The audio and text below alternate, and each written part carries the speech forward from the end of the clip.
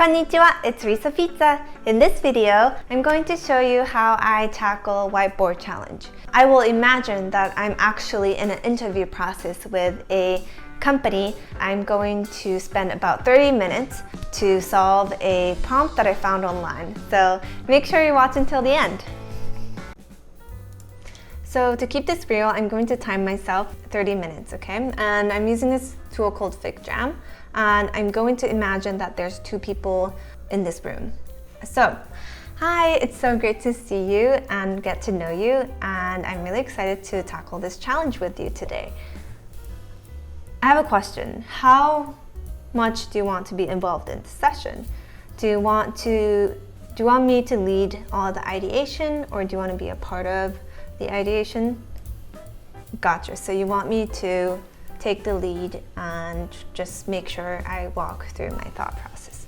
Okay, so let's get started. Here is the challenge I found online, 100 days product design. Okay, add an analytics section to meetup.com. Cool.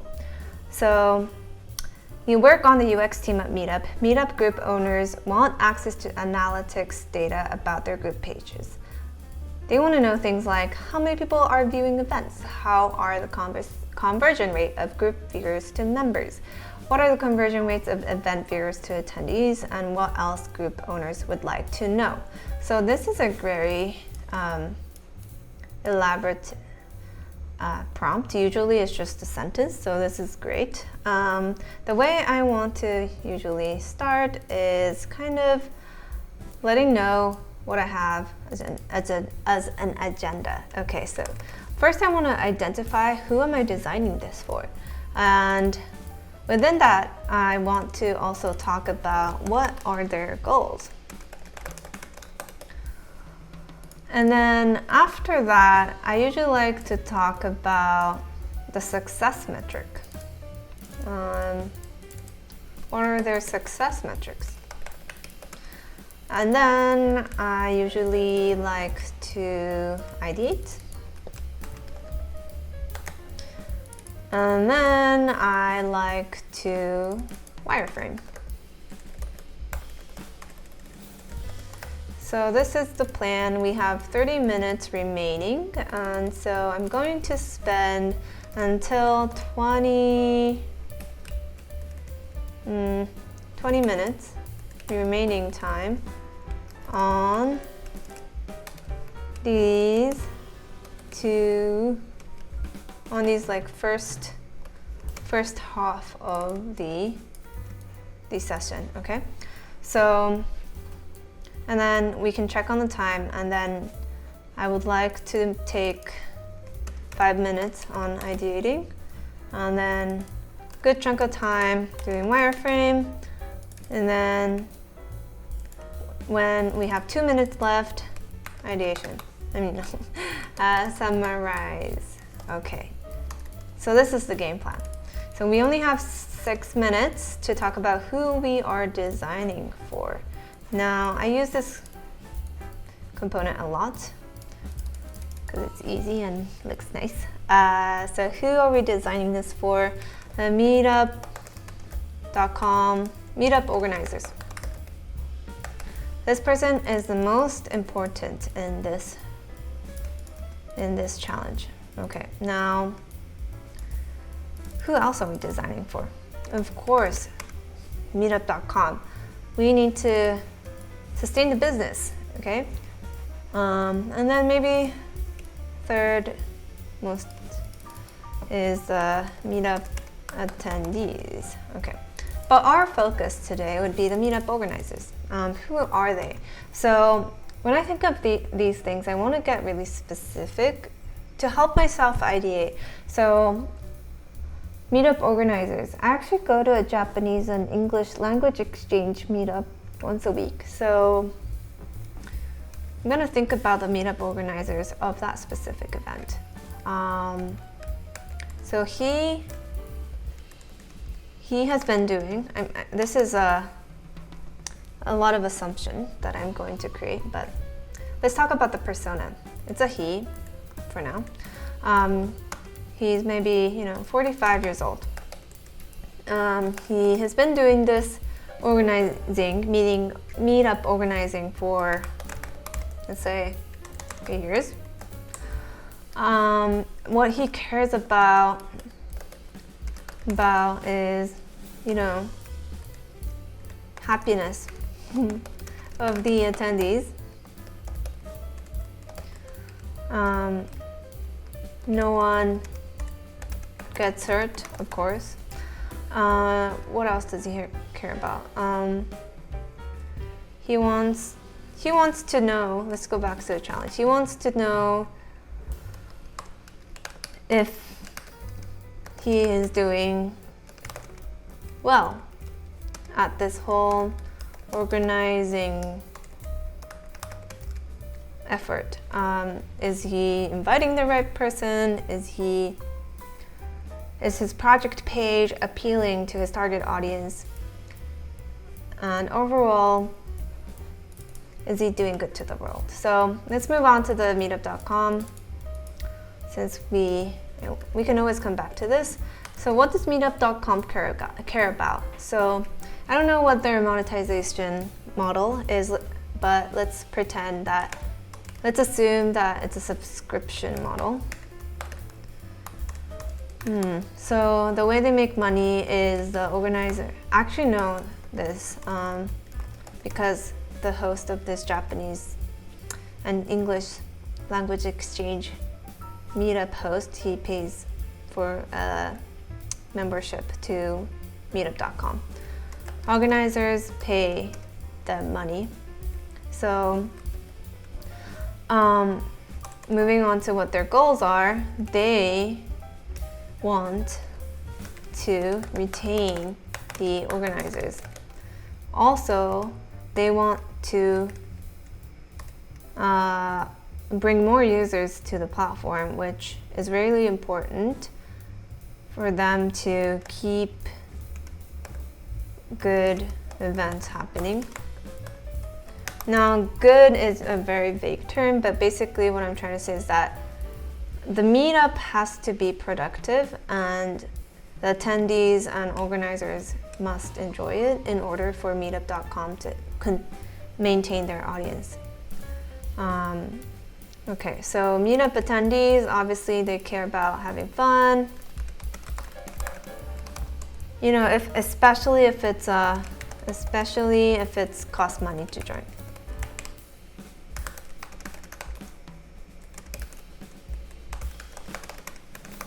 Okay, meet new people.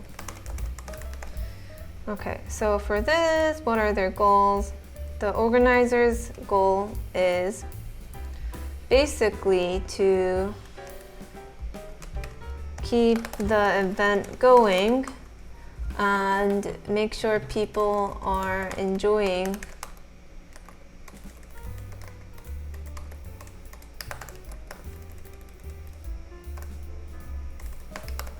connecting people.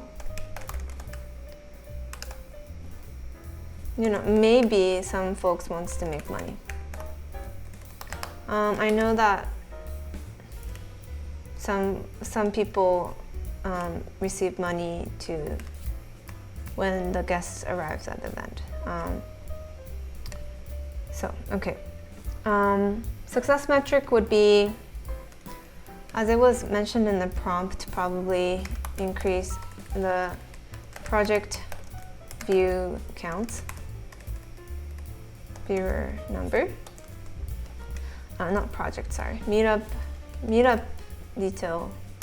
Meetup detail view number. Number of people who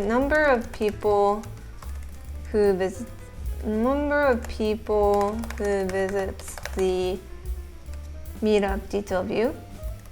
Number of people who signs up, and then number of people who attends. Okay, so there's some complexity in the third one, because how do you track who attended, right? Like the meetup organizers have to manually come back and input that data. Meetup.com cares about retention, meeting organizers retention,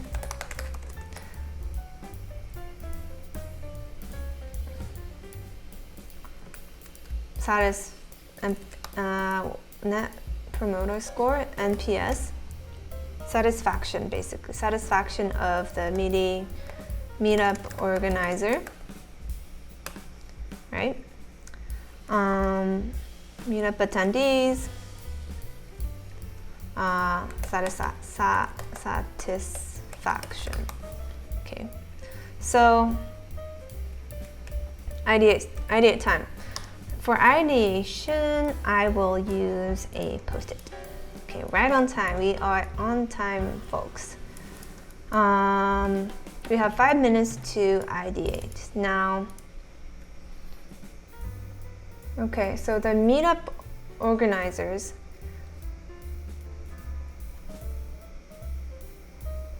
so just to recap what I'm doing here, what we listed were the 3 stakeholders in this business. The organizers, the attendee, and most important, and then not but last but least, the meetup.com itself. So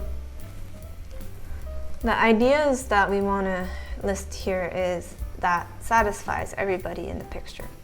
But let's focus on the meetup organizers first. Ideate. So what do we want to design? I think we want to design a dashboard, right? So dashboard is useful when you want to see metrics. Metrics of what we listed here, basically. Number of people who visits the meetup detail view, number of people who signed up, number of people who attended. Right, so this is the minimum criteria. What else would be helpful for meetup organizers? Let's see. I think it would be helpful to know no-shows, right? Who signed up but didn't show up. Because if they know who tends to not be reliable in that case, the organizer can refrain from accepting those people for the next time, because there's always a limit to how many people who can join the group, and if there's no show, that means that there's a spot open but was unable to be taken. Okay, so what else would help the meetup organizers? I know that the host of my Japanese and English language exchange cares about is that there's a good balance of new folks. So demographic, right? So new folks versus the OGs, because what you don't want is to have the same people all the time, because that means some people might leave the country, some people might move around, and the number of members will decrease, and you always want to have some new folks coming in, right? So demographics, gender, age, yeah, I think that would be a good starting point. What else would it be helpful for the meetup organizers? The funnel, right? So I think we mentioned what the users need the most, but how do we want to present it to the users? I think the way to show it is funnels. Let's say there's 400 people who viewed the detailed view, but only 12 people signed up. And then out of the 12 people who signed up, only 10 people showed up. So they want to see the funnel. Now, speaking from the meetup.com, they want to satisfy the organizers, right? So the way to do that is to probably, give kudos to them when they're doing a good job. So maybe a great way to do that is say something like, hey, Bob, you had 345 people viewing your project view. Good job. You know, something like that, that is very positive. So maybe they could say, oh, that's, you know, 30 more people than last event. Keep going. So some sort of nice little kudos. So now I'm thinking, what's the best way to show these metrics in the most digestible way? So maybe some comparison from last event would be nice, right? Okay, so I think we have great ideas coming in, and I think we are out of time, and time to move on to the wireframe. Okay, so let's rank these. Well, this is the minimum criteria we have to accomplish. So we're gonna keep that high at the top. No shows, it kind of relates to the third bullet points, right? So I'm gonna keep it here. Demographics, I think this is extra thing that I think is important but wasn't mentioned in the criteria. I think this insight would be really a great way to make the data more insightful and digestible. And then comparison from the last event also is in the similar lane. So let's focus on these ideas. Okay, now what I like to usually do is to use my iPad because I have more flexibility when it comes to wireframing. Okay.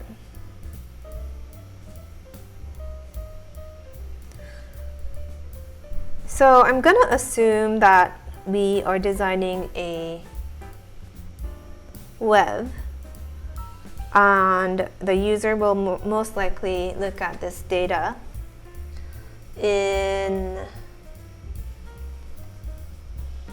on the laptop, because when it comes to data, you know, you don't want to be looking at a small screen on iPhone or an Android. Okay, so I drew a rectangle for that reason. So we talked about dashboard. Dashboard usually consists of some blocks of data.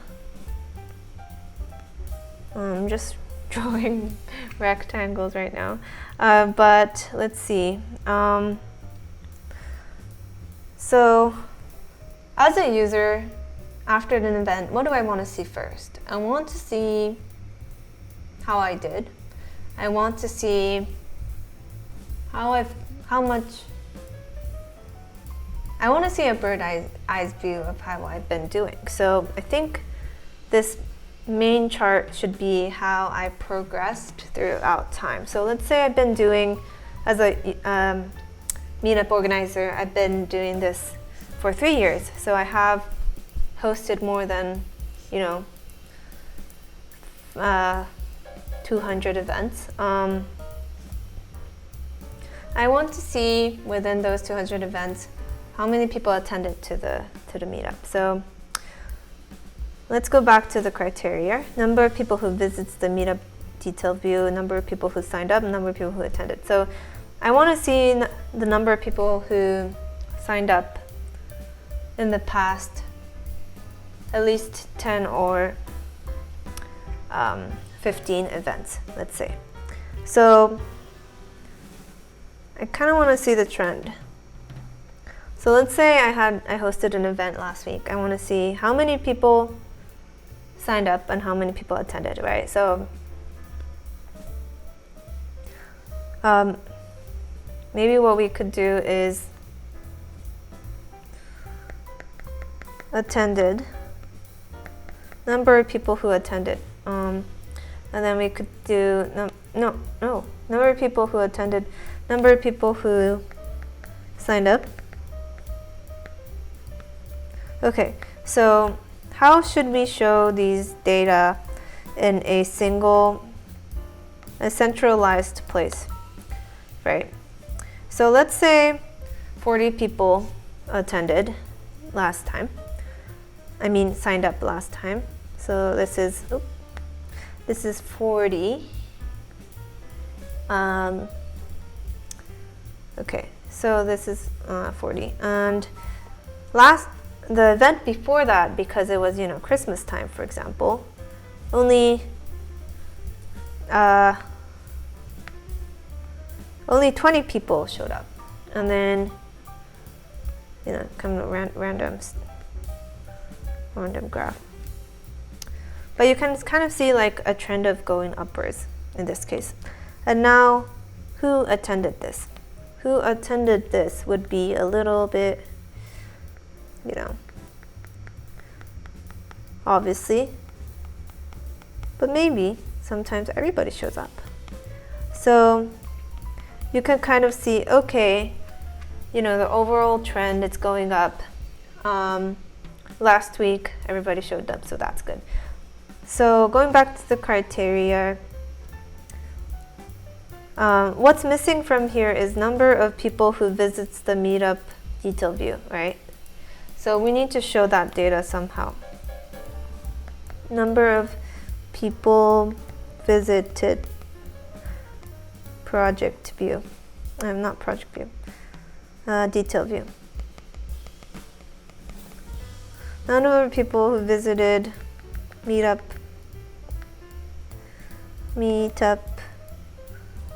page.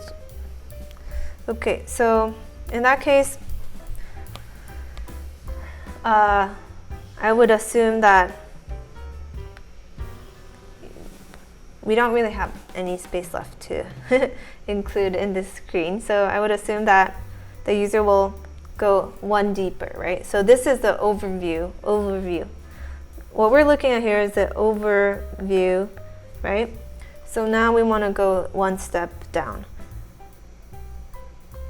So let's say I hosted an event January 20th, right? And now I want to see people who visited the meetup page. I want to know how many people who visited the meetup page. So again, box. Let's say it was, I don't know, 400 people visited the project page from Instagram, Facebook. I don't know what the entry point is, but oh, that might be a good data to have. The second one is who signed up. Okay, so that's usually challenging.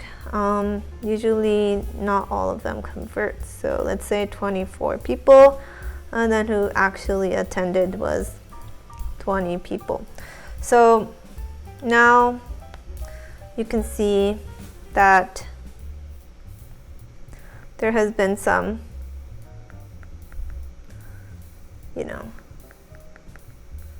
cuts.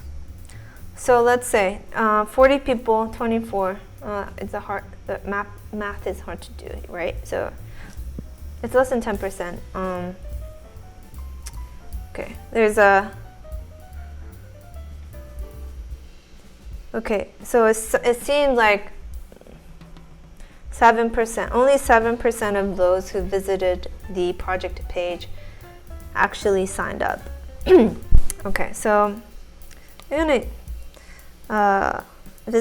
gonna tie these two data here. So this is the people who viewed the page. So this is the people who I'm color coding here. This is the people who attended, right? And then the signed up is here. Okay, so I'm getting already confused a little bit, but basically it seems like most people, out of all the people who said they would come, they signed up. So that's good. What else do I want to know? So I think it would be really cool if I know where these people are coming from, because obviously if more people viewed the page, more people will sign up and more people would attend, right? So out of all the people who viewed, where's the entry point, So it would be really cool to have some sort of graph. Let's keep it vertical just so it's consistent. Maybe, no, let's see, I don't know. Keep going. One thing you don't want to do is to pause, okay? So let's say graph. Oh, I think a Venn diagram would be better. Okay, I'm getting a little bit stressed out because I only have 5 minutes left, but the people who viewed, where are they coming from? So I think it'd be a good assumption to say that most of them are the returners. So they came to the event before so they have been following the event and they returned to the event. Maybe some of them are from Facebook ads, if they are doing any. And then maybe some of them are referrals, and so forth. Okay, so it might be interesting to do an insight on where the people is coming from. Another thing that might be interesting to do is comparison from last week. So